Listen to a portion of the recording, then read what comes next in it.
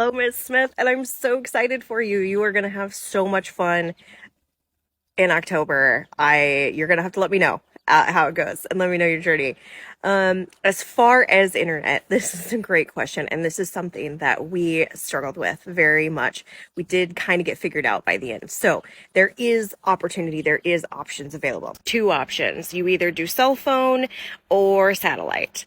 Obviously, when I say satellite, I mean Starlink. That is the new, it's pretty new on the market for RVers to get it. I have seen a lot of RVers that have picked it up already. They're having great success with it.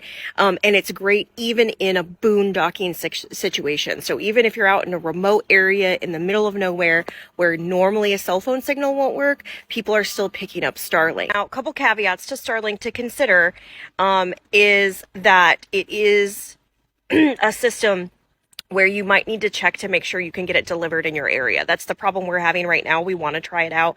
We want to get it, but we are on a waiting list to get it here. Now, you no longer with Starlink have to have a dedicated address that it's tied to and move it as you move. There is an upgraded plan where you can pay an extra $25 a month and then you can move anywhere within the country. I also foresee Starlink just getting more and more solid and them continuing to expand their technology where you can use it almost anywhere without any issues at all. Now, in regards to cell phone data, so basically the main carriers, Verizon, T-Mobile, and AT&T are your go-to. So I would just use whatever plan you currently have if you're using one of those major ones and get just a hotspot.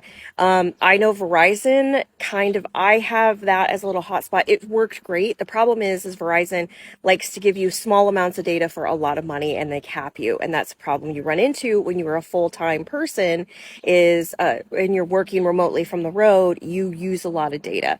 So I would look more at T-Mobile and AT&T. They seem to have better plans in which you can get more gigs of data for less. Definitely have a backup. So even if you're using Starlink as your primary, make sure you have a cell phone data plan as your backup, because there is going to always be situations where you're going to get into an area and one of yours is not going to work and you're going to need the other one to bail you out. But either way, it'll be fun. Please let me know how your journey goes and enjoy.